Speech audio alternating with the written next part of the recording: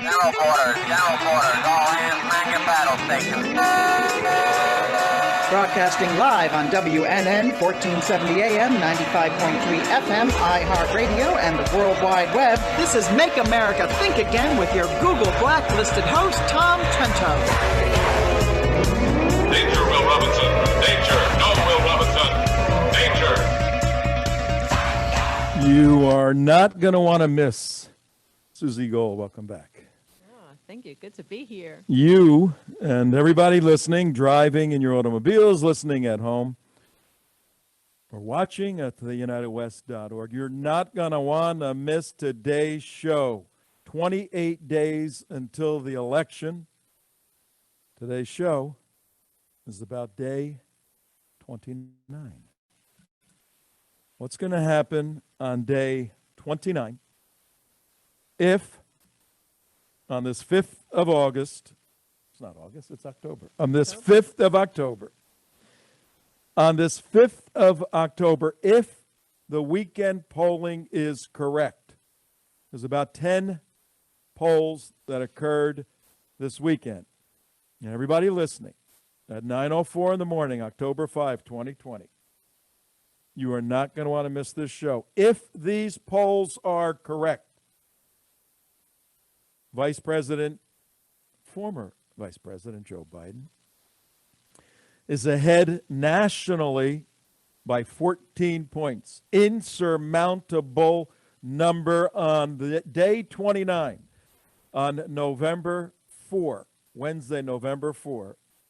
He will be, according to the polling, the president-elect for the United States of America 29 days from today, if the polling is correct. We have for you, ladies and gentlemen, a horror show today. This is a Halloween special horror show. A first that was a class. good scream. That was a pretty good scream. Yeah, this is a first class horror show because we are going to tell you what a Biden administration is going to look like 29 days from today if the polling.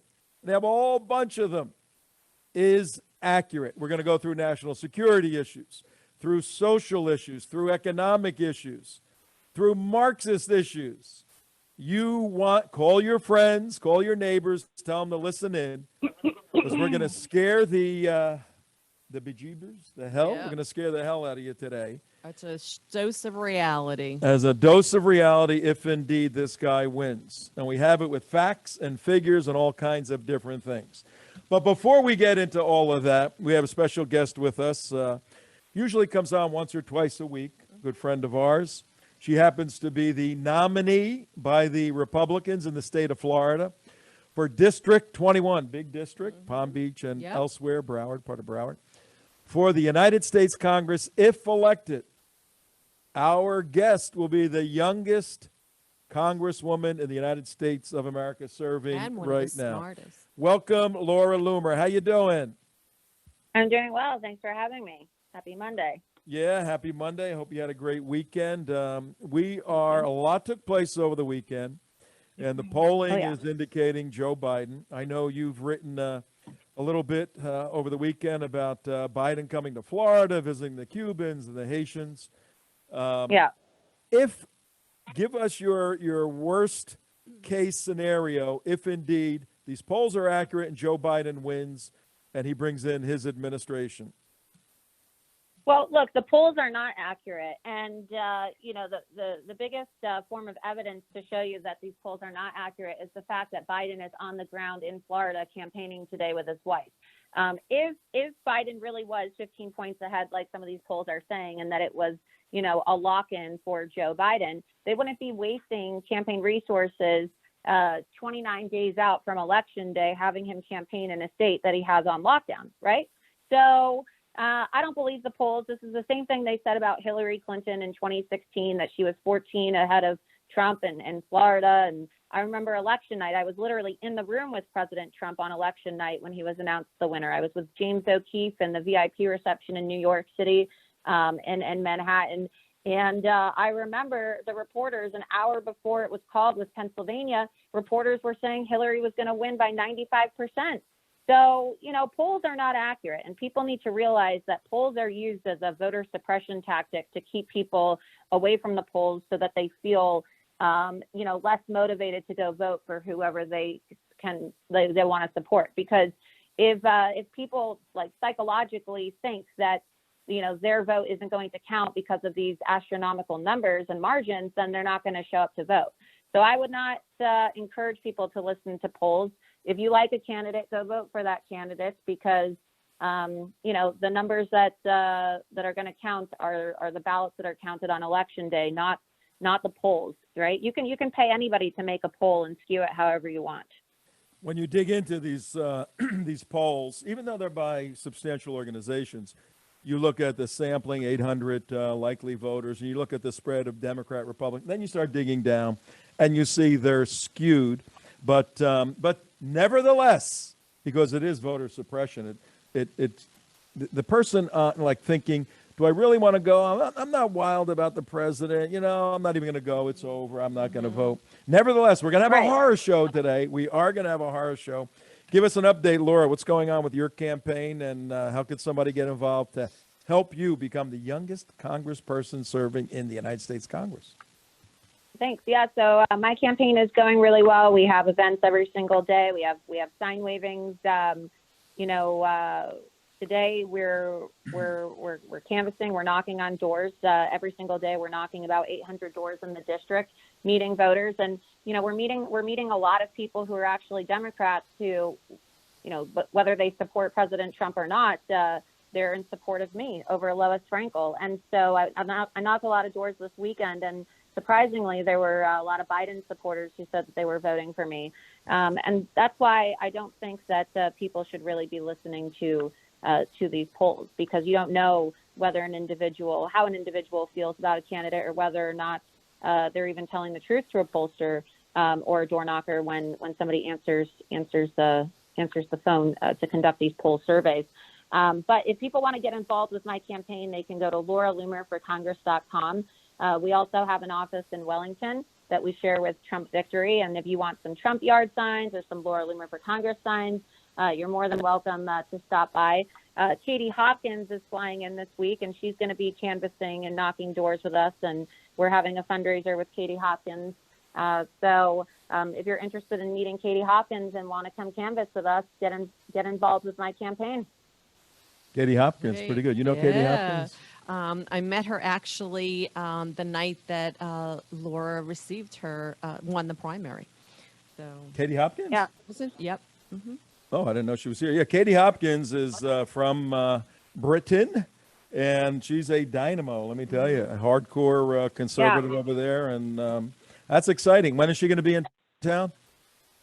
She's coming in on the 7th, and so that will be exciting. And then another update for you guys. I don't know if you saw the story in the Floridian this weekend, but, Lois Frankel, is being accused of violating House ethics and FEC statutes. She is so arrogant and thinks that she's going to win this race and that she doesn't have to campaign, that while giving an interview to The Forward, which is a publication, a Jewish publication, she said that she said, quote, "My campaign is me doing my job. I don't have a separate program of me versus the campaign." And as you know, it's a violation of FEC statutes and House ethics rules to use your taxpayer-funded congressional office to campaign out of. And Lois Frankel is admitting to campaigning out of her congressional office. And so, this is another classic case of Democrat corruption and just arrogance on behalf of a career politician, a failed career politician like Lois Frankel, who thinks that she doesn't have to run a campaign, and that, even if she did want to run a campaign, she would just do it out of her congressional office, which is highly illegal. Yeah, well, we know Lois Frankel, and I know her for many, many years, 25, 30 years probably that I've been in Florida.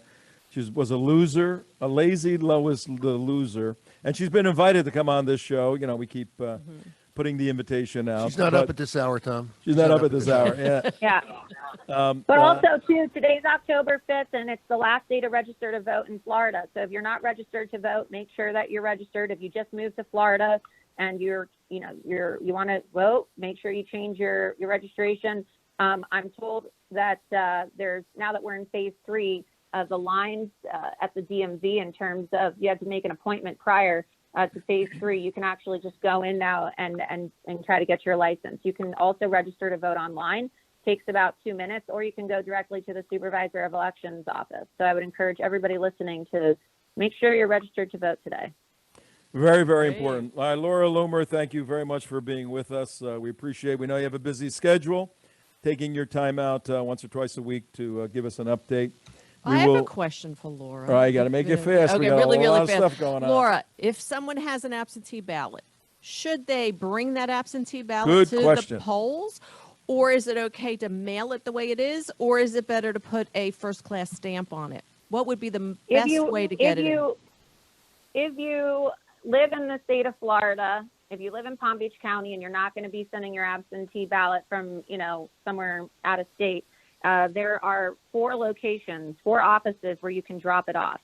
And so you can drop your ballot off anytime now, and then I'll send you the graphic, and then you can share it, on your website as well. But early voting locations will begin to accept ballots on October 19th at 7 a.m. And so they have one on South Military Trail, on Congress in Delray. There's another one on PGA Boulevard, and there's another one in Belle Glade. And you can drop your ballots off at the boxes there during early voting, or at the boxes that they have. I believe they're outside, just for people to drop their ballots off. Okay, good information. Thank you, Laura. All right, thank you. That's very, very important. I would not recommend anybody mailing their absentee ballot. I would not recommend that. You can drop it off. Makes all the sense in the world. Unless you're out of state, then you're going to have to. Oh yeah, because of course. People who are in, you're going to have to. But you can bring it into the early voting locations, and early voting is happening about 2 weeks prior to the election. So and there are people.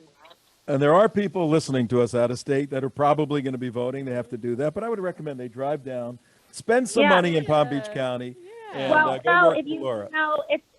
If you have an absentee ballot and you mail it in, you can track it. There's a tracking ability. That was a joke, Laura. That was a joke. Right, but I just want people to know, in case they really are hesitant about it, you can track your ballot. You can track the code on the back of your ballot, and you can see when it was thrown in the garbage can. You can see when it was dumped in the dumpster. Yeah. Right. So, yeah. You can see when the Democrat postal worker, threw it in the garbage. Exactly. Dumpster. So this is coming from a No, rich but zip code. there are ways to track it. Exactly. No, there are. So. They are. And actually, Wendy Sartori-Link, who is the new elections commissioner for Palm Beach, she's done a phenomenal job. And I know friends that have actually mailed them in. And Palm Beach is more stable than it's ever been with absentees. All right, Laura, thank you very much. 9:16 Thank you, Laura. in the morning. Yeah. You're listening to Tom Trento here with Susie Gold, my partner in crime. I think. We're I don't know. edutaining. We are edutaining, a little bit of education, a little bit of entertainment, and we make your morning nice. We thank you, Brian Craig and Steve Kane, for delivering a very large audience to us. Everybody needs to be listening 6 to 9 to Steve Kane, longest running talk show in the universe, 40-something years in Florida. And Brian Craig, good friends of ours, they do a phenomenal job. We follow them 9 to 10. And how was your weekend? I had a great weekend. Actually, this was, I was celebrating Sukkot. So we What were is eating in Sukkot? my sukkah. We're actually, it's really, it's a holiday that after Rosh Hashanah, Yom Kippur, it's a time where we remember how the Jews were protected in Egypt, and we make a hut, and we actually eat in the hut. Some people sleep in the hut. And we decorate it, and it's a temporary dwelling to remember our 40 years in the desert. And it's also considered, when we're in there, I don't know if people realize, they may know that they've heard of Sukkot or Sukkot, but when you go into the sukkah, you are commanded to be happy. So even if, it really shows how you can control your emotions. So if you are not in a good mood, if you're not happy in any way, you're not allowed to go in the sukkah. So you're to really celebrate that we're under God's protection, and that's a very happy place to be. And when I thought about President Trump, and I thought about him getting ill, and I thought that, here he is under the protection of God, and we all are. So God has the ultimate say. So, and I was very happy to have Jane Ruby as my guest on Friday night. So we had a wonderful time. Was she happy? Did she come in happy? She came in she's always happy. She's always though. happy. You can't help but be happy when you're with Anna. Speaking of Jane Ruby, she was going to be sitting where you are because her friend, Corey Lewandowski, was going to be interviewed. She put the interview together. But Jane, what happened? Yeah, unfortunately, these things are very rare, but unfortunately I got the message from his publicist very late last night, almost midnight, that the RNC had pulled him to some, sort of on an urgent basis, not anything relative to the president urgent, but just in terms of them needing him. So he's got a full travel day and he had to drop all his morning appointments. So we're gonna catch up and hopefully see him later this week or early next week. All right, so if you're tuning in to listen to the interview with Corey Lewandowski, former campaign manager for the president, political activist, young guy, in his 40s, out of the Northeast, Massachusetts. He'll be here either later in the week or early next week. Very busy guy, and he was in the center of all of it, controversy and everything else. So we'll be catching up with Corey Lewandowski in the near future. But we have Jane here. We have you here. 1, 2. We have me here. 3. Mark, you're here. Mark, are you here? 4. Yes. And Mary, are you up north at 9:20 in the morning on WNN 1470 AM? You there, Mary? I'm still a little north, not too far north. 1, 2, 3, 4. There's 5 of us. Why don't we just call ourselves the 5 for today? How about that? That's unique. It's a unique name that I just coined. That's so original. Very original. The 5. What I'd like to do today for the 5 is open it up and discuss. Well, red team. Red team is you prepare your battle plan, but then you look at the alternatives. What if all of this goes wrong? And you put yourself on the other side and you look at how things would go if they go differently than you originally planned. We're going to look at the ramifications, implications of a Biden administration, if indeed these polls are accurate. Come on, my ear. That thing is loud. It's blowing my eardrum out. And Laura had good advice that these polls are all over the place and they are used as suppression devices. Nevertheless, we're going to look at it. But let me start with what she referred to earlier. Today, October 5th, is the final day for registration here in the state of Florida. The felons are running around like crazy, trying to get some of, what's the guy's name from New York? The former mayor? Bloomberg. Who gave money, yeah. He gave him like $16 million to put the treasure chest at $20 million to pay for 31,000 of them. I don't know if they all got registered or not. But here are the numbers as of this morning from the State Election Commission. 2020 Florida, 526,500 vote-by-mail ballots have been cast for the November election as of today. So 526,511, 500,000. Of those, I'm going to give you 2 numbers. You tell me how many Democrats, how many Republicans. Out of that 500,000, 145,798 have come from blank, 145,000, and 282,000 have come from blank. Jane Ruby, the question goes to you. 145,000 votes have been mailed in by Democrats or Republicans? I would lean more toward that they were mailed in by Democrats. Wrong. 145,000 votes mailed in by Republicans. 282,000 mail-in votes have come from Democrats. Can we distinguish between mail-in, which is just strewn out by corrupt Democrat election officials, and the official absentee ballot, which someone has to specifically request, and they only get one, and it's registered. Well, through you the are system. you are a very good question. You no longer live in Virginia, Stan. What do you call it? Virginia I Stan? left the Republic of the People's sort of Communist Republic People's of Virginia. Republic of yes. Virginia. And we don't have universal mail-in here in Florida. The only way you mail in a ballot is if you have requested it. And these are requested absentee ballots. Now, mind you, the Democrats have been pushing hard because of this scare of COVID, which is a real issue. We see the president hit with it. So the Democrats are how much ahead? Over 100,000 ahead, 130,000 ahead as of today. Now, here's the rest of the numbers. Overall, this is an amazing number, much higher than 4 years ago. 4.8 million, only 500,000 have come in. 4.8 million have been requested and not returned. Of those, 2.16 million are held by Democrats, 1.53 million held by Republicans. So a total of almost 5 million, and the Democrats have returned close to 300,000. The Republicans, 150,000, rounding off. And 2.6 million still out there are held by Democrats, and 1.53 million held by Republicans. Somebody interpret that for me. Mark, you're a numbers guy. Interpret that for us this morning.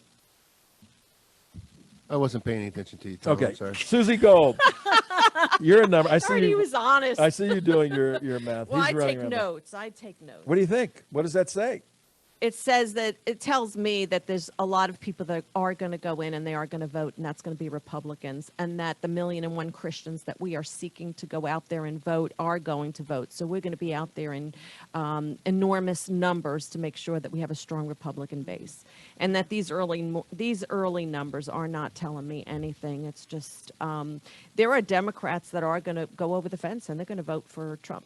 So I am very optimistic because and you know what? That's something that Mark said to me when I first met him earlier on. This was years ago, and this was during Obama's time. And I said, well, what do you think is going to happen, Mark? And he says, you know what? I trust in the American people, and I'll never forget that. So I trust in the American people that they will know what this election is all about, and that this is a war against socialism, and this is good and evil. So whether you're Democrat or independent, you're going to go over the fence and you're going to vote Republican. Well, the math is a little scary because the math has 800,000 more absentee requests by Democrats in the state of Florida than Republicans. 800,000. That's not insignificant. The president won by 112,000 votes in 2016. George Bush in 2000, I was here, hanging chads. George Bush won by, anybody remember the number? 508 was it? 508 was it? 508, 5,000, somewhere between those two numbers. 537 votes. That was it. 530. It shows how important every vote is. That shows exactly how important every single vote is. So, look, we're trying to mobilize 1,000,001 evangelical Christians. They make the difference. Right now, there's just a little bit over, ready for this number? 14 million registered voters in the state of Florida. Really? 14 million. Wow. In 2016, record year, 9.5 million voted. So that leaves how many? 5%, yeah. That leaves 4.5 million additional people can vote. And also 50% of conservative, 75% was the overall average in the state of Florida. 50% of evangelical Christians voted. Get off your butts, guys. Yeah, if the Christians come out and vote, and they're in that, they're going to be the ones we're looking for are in that 4.5 million that haven't been voting. If 500,000, 1 million come out, Trump wins very, very largely. I want to bring up some important about the absentee stuff that other states don't do, and I think it's actually a good thing, is in Florida, they start counting the votes 22 days before the election. They're not allowed to release the numbers. It's a felony to release the numbers. But they're allowed to count the votes. So the day, 7 a.m. on election day, you can actually release the numbers so they're part of the total of the votes coming in. So you don't have to wonder at the end of the day, oh, have we counted the absentee ballots? No, they've already been counted by the time you look into it. Yeah, the ones that usually are not counted are the military votes that are coming from overseas. They get delayed at times. Yeah.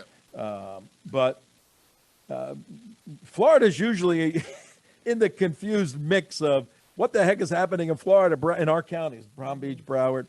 So we're trying, Wendy Sartori Link here is trying to avoid all of that. She's done a tremendous job of communicating, mailing stuff out in this county, Palm Beach County. Susie Gold, have you, when you're doing Sakuth, can you watch TV? No TV. Nothing. No you don't even know what's electric. going on. No, we you're don't in the know. dark. Yeah. The president got sick. He contracted. We found out on Friday. We were breaking news here that he was tested positive, but we didn't know if he had the infection. Turns out he had the infection. And according to, I'm really glad no one watches MSNBC, CNN. Their viewership is so low, particularly in the morning. But I wish people would watch it. Their heads have been exploding. These are people that hate the president. Now they hate the president's doctors. They hate everybody in the world. And they were so incensed as the joyride, the photo op. Did you see that by any chance? Yes, I did. So what I do is right when it's at sundown, I take out my phone. You don't cheat a little bit. You don't cheat a little bit. There are people that do come over and they know stuff, so we do get You information. get a little information. So what did you think when you saw the photo op, the drive-by, the joyride? I thought it was great. It was great to see the president out. And then I did hear this morning on my way in that there was criticism, just like you said. They'll find anything. The opponents will find anything negative to say. You know, that he put his security team at risk because he was in this SUV. But you know what? They volunteered. They volunteered to do this. And I learned a lot as I turned my news on and my phone on after sundown. But you know, about how many times people get tested, and when they get into the White House, that they're tested several times to make sure that they are as secure and safe as possible. And you know, they do take precautions. And I thought it was great to see the president out and waving to supporters, and they were out there waving their flags. And you know, a man was ill, and the president of the world and the president of the country and the most powerful man in the world was ill. And this was shocking to everybody. And to see him out and that he was, you know, that he was healthy enough to be out in a vehicle was wonderful, was uplifting. And we saw, you know, the surge in the stock market. So that was really great. Yeah, the drive-by, the photo op, they're calling it all kinds of different things. When he got, if you are not aware of this, you haven't been watching TV or listening to anything over the weekend, late yesterday, President Trump, and you're listening to Tom Trento, Susie Gold here. We got Jane Ruby in the control room with Mark. We have a visitor today from out of town, and Mary up north. The whole team, the five, are here at 9:31, WNN 1470. 5.5. He's a half. He's a visitor. And visitors count half. And 95.3. If you haven't been watching, late afternoon yesterday, there were hundreds and hundreds of people in front of Walter Reed in Bethesda, Maryland, and just holding a vigil, prayer vigil. What are you doing? He's trying to get your attention. Yeah, I think Jane wants Wait to a say minute. something. Holding a prayer vigil, doing all this stuff. And the president, I'll let Jane explain it. But before you do that, let me just give you a tweet I put out this morning. And I'm paraphrasing it. Democrats, they've been yelling to defund the racist police.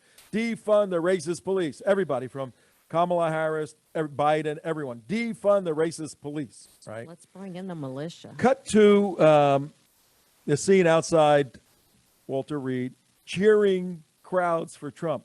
Cut to Trump inside, looking at them, saying, "Oh my word, this is crazy. It's people out there."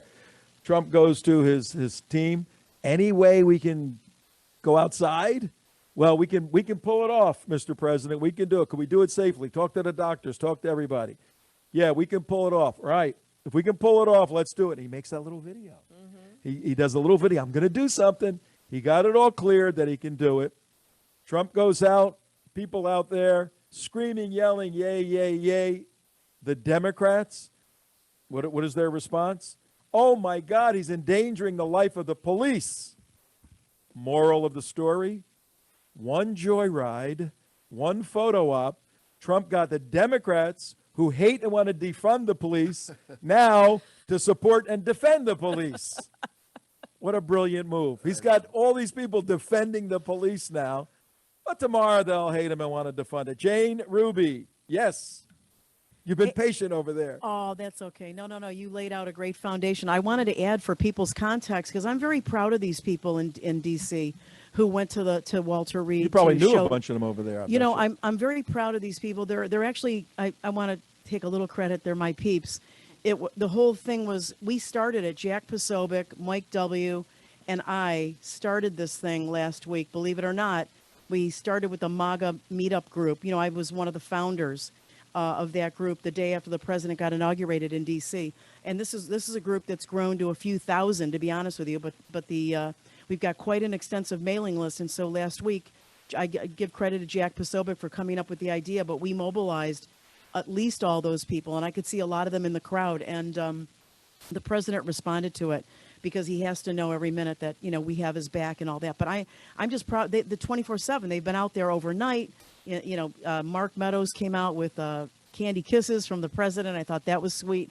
But Right Side Broadcasting is now there permanently, you know, recording and giving voice, media voice to this group. Mark. Yeah, and I thought it was quite interesting. Well, Trump's out there delivering pizza to them all, but the thing about that really drives me crazy is they're saying, "Oh, he's infecting the cops that are with his Secret Service police." That I go, guys, his Secret Service are with him 24/7 a day, guys. Mm-hmm. You know, and most of them already had COVID, so and they're wearing masks and PPE. You go, get up, Jesus. And now the president doesn't have to wear a mask and take criticism for it, because he'll be immune. Yeah, well, you know, I mean, the argument was months ago, if he found the cure to cancer, they would be mad at him. I don't know if you saw Chris Rock. I watched Saturday Night Live, and it was just ridiculous. Saturday Night Live used to be a very, very funny show, because they did comedy and they sprinkled in politics. And they hit everybody. Yeah. Now it's a political show where they sprinkle in non-comedy. Nothing was funny.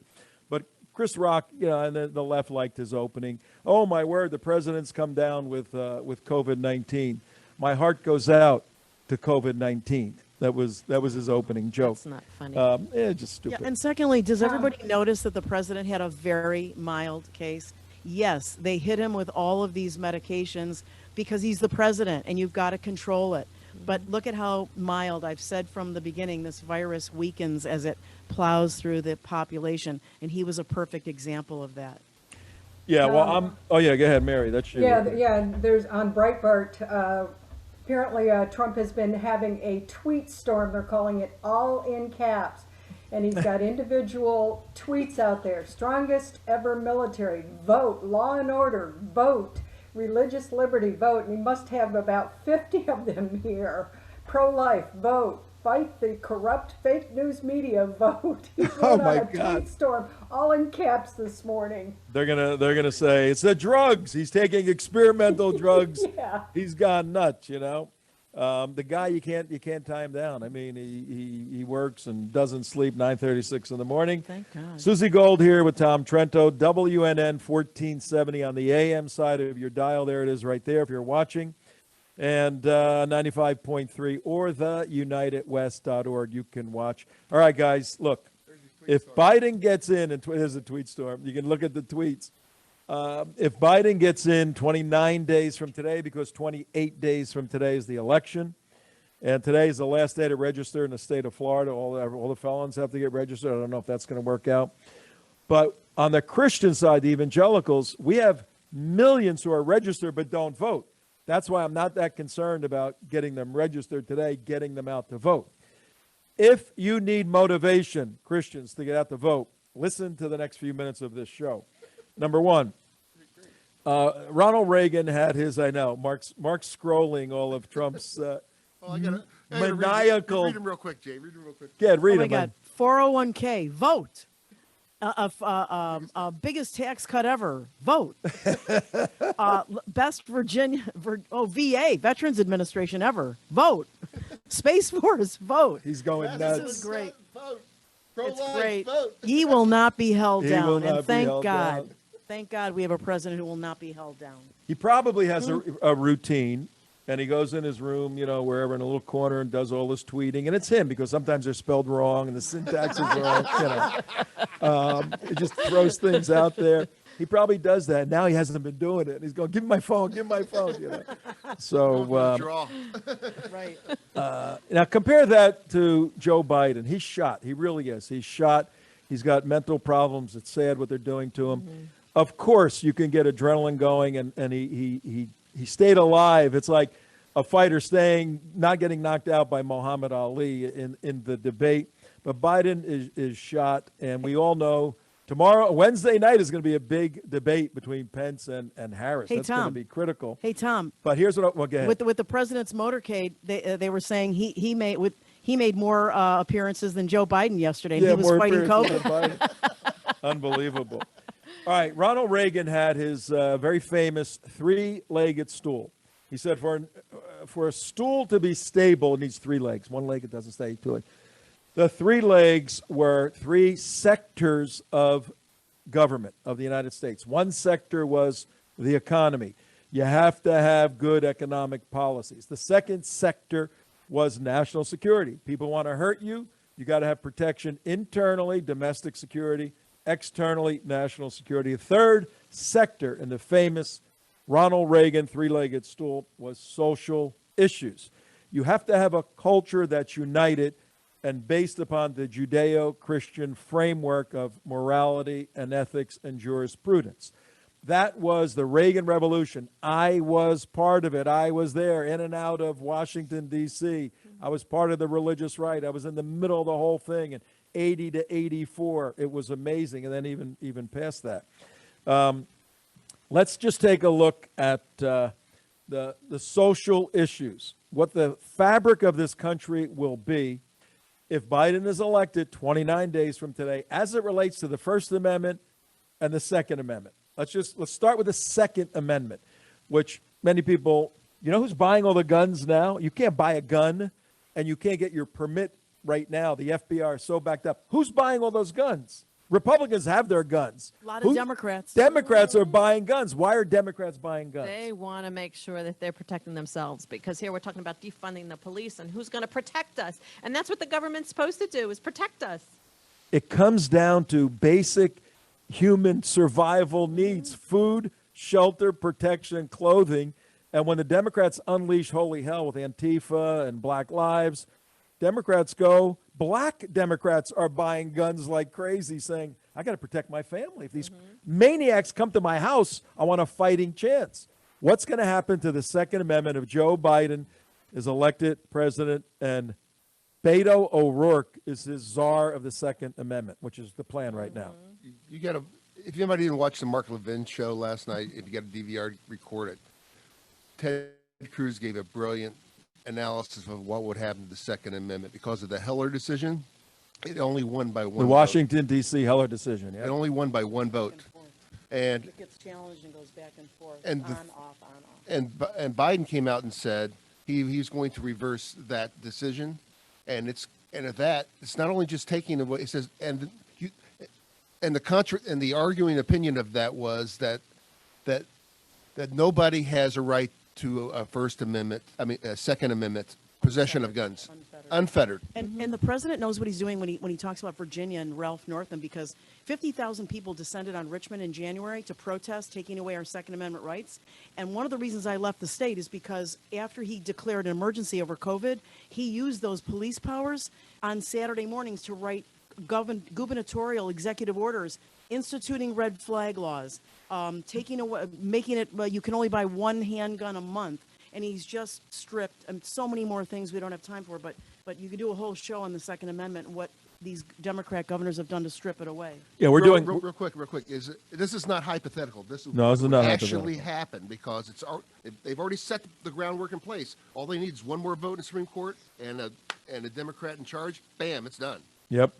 Oh, the court is so critical now on all of this. But Joe Biden wins 29 days from today with that 14-point margin. Everybody tuning in, 9:42 in the morning. We're making believe that that's going to happen. We're red teaming it. We don't believe this is going to happen, but we're constructing a worst case scenario. And if he wins, if he has 14 points, you know he's going to get the House and Senate. He'll get that residual effect, that coattail effect. So he's got the full Congress. He's got that branch of government. He's got the executive branch. Look what happens. The judicial branch is so critical. That's why Amy Barrett is so critical to get confirmed to stop the insanity. But the bottom line on the Second Amendment, I don't want to move to the First Amendment.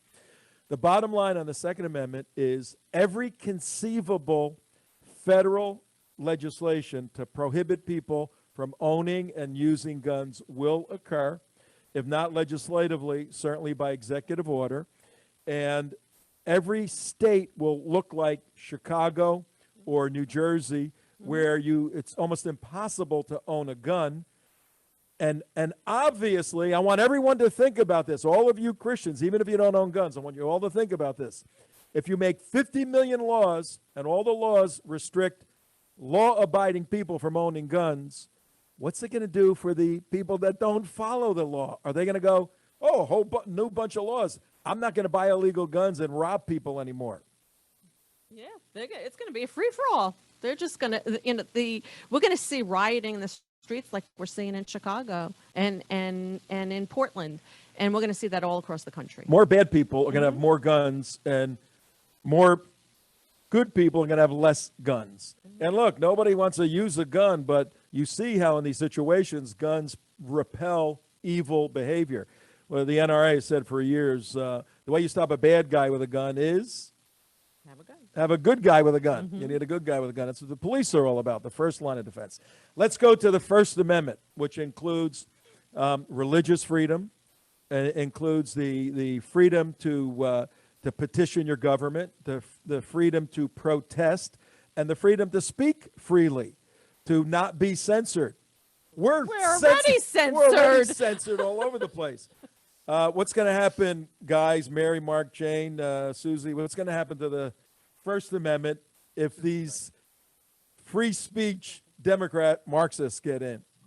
There will not be any free speech. If you look at the Citizens United case, okay, once again, it was won by a 5-4 decision. Citizens United was the one where the guy, if he's able to do a video and not be political, right? And Obama came down and shut it down.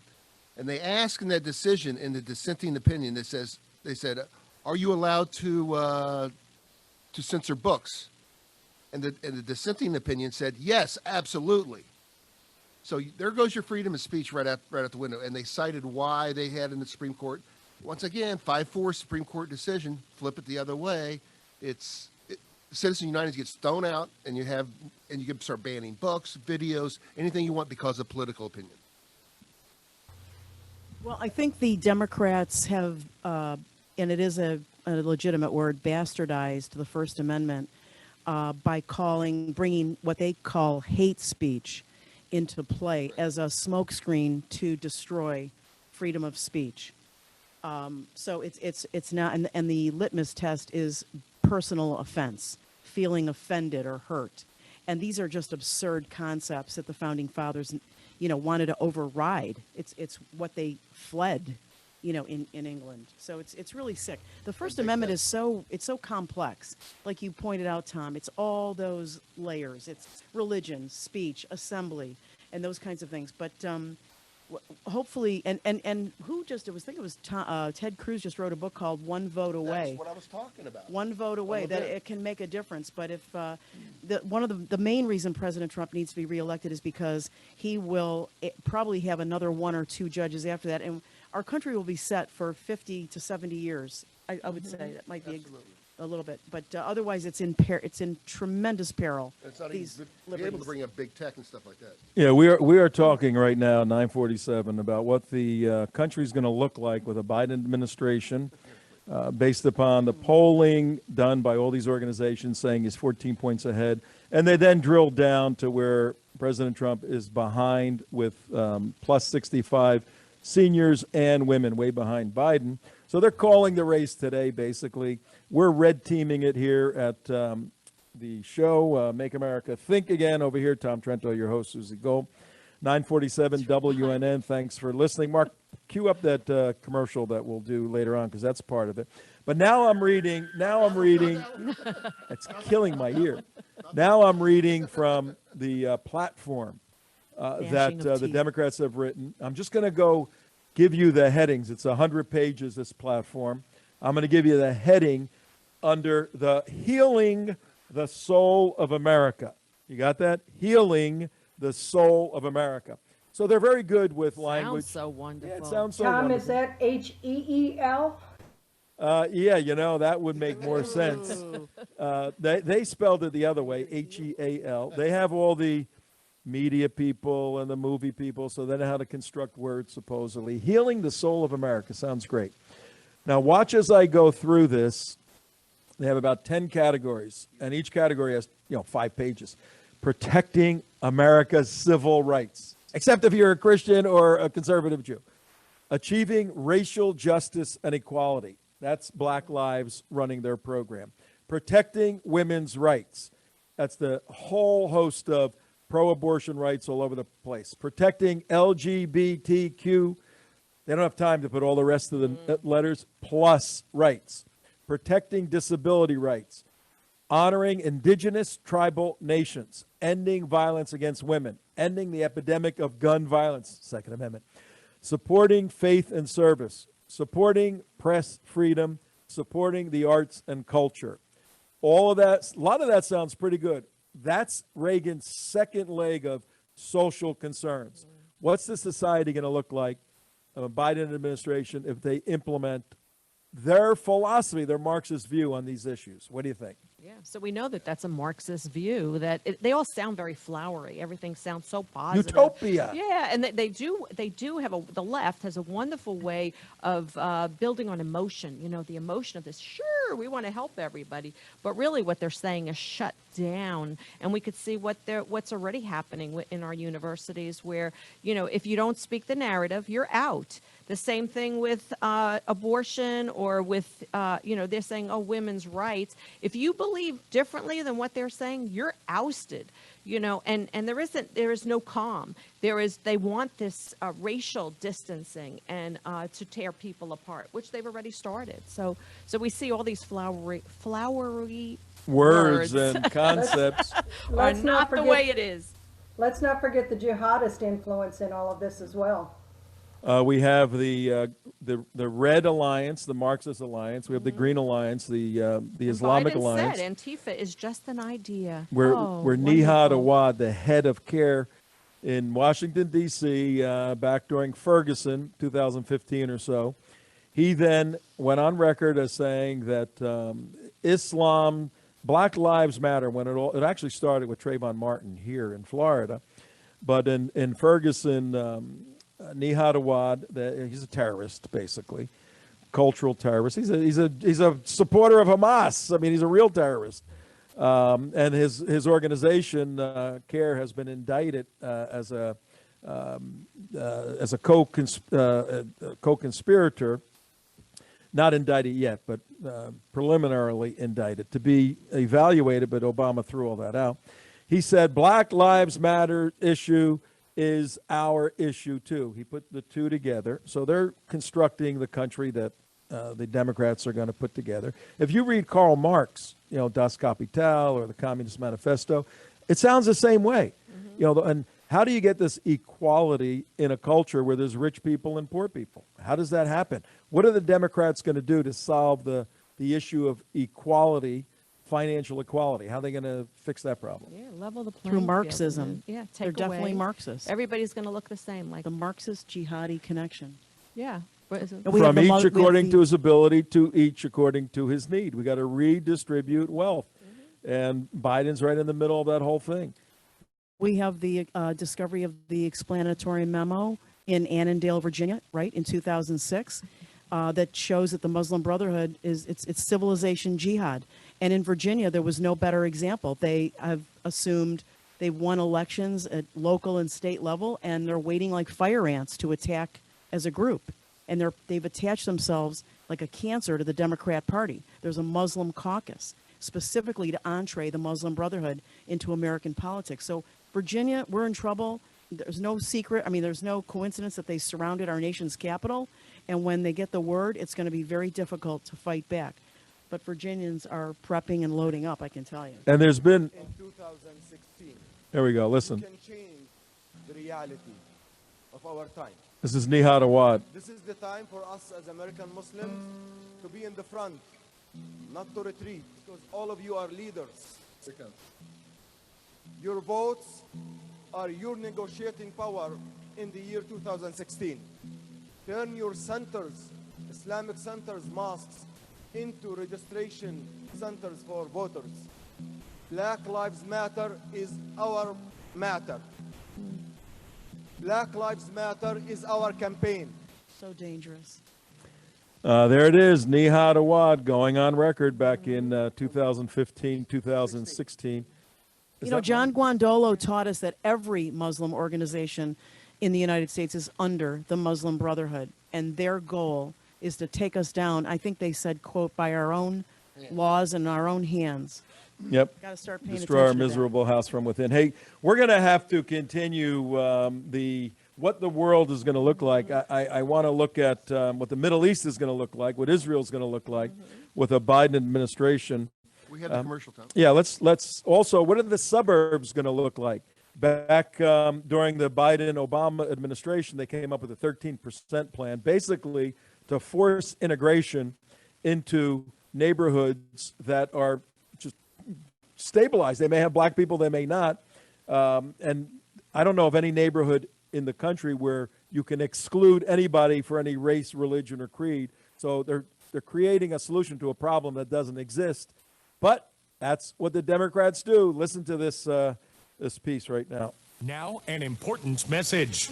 Moved down from up north to escape the crime, congestion, and tumult of the big cities. We reside in a suburban Florida paradise. Over 55 communities, enjoying relationships with our friends and neighbors. We mingle with fellow seniors and share common stories of our childhoods and backgrounds. We're happy, but a Biden win will change all that. Back in 2015, Biden and Obama concocted and set into play the 13% racial integration solution that would destroy our suburbs from the top down. Known as affirmatively furthering fair housing, these rules would have legislated our over 55 as discriminatory, rezoned our areas to permit high-rise, high-occupancy, low-income residences, and turned our Eden-like neighborhoods into the likes of Portland, Seattle, Chicago, and New York City. President Trump and his HUD chair, Ben Carson, recently killed this legislation, but a Biden win will guarantee its resurrection to destroy our communities, to safeguard your lifetime investments, and to ensure your continued senior lifestyle. Vote to keep President Trump in the White House for another 4 years.